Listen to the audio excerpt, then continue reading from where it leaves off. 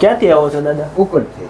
અને શું તકલીફ હતી તમને? પગ દુખતો હતો, ના ખંભો દુખતો હતો, ખાલી ગોઠણનો દુખાવો હતો અને ખભાનો દુખાવો હતો. ના દુખાવો આમ તમને કેટલાક સમયથી હતો? 20 દિવસથી.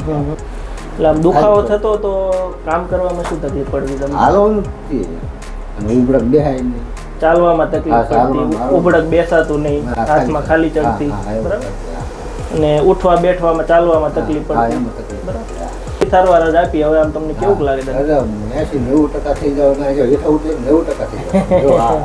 એટલે પહેલી સારવારમાં જ તમને ઘણો ફરક પડ્યો. આમ સીધો રહે એટલે મને આમ બધું કે અત્યારથી ઉતરતું જો 90% થઈ જવાનું. એટલે હું છે તાજું છે એટલે પહેલી સારવારમાં તમને ઘણો ફેર પડી ગયો, બરાબર? તમે શું કહેશો દાદા સારવાર વિશે? સારવાર વિશે એટલે ગમે પગ દુખતા ને બધાને લઈને આવું જો.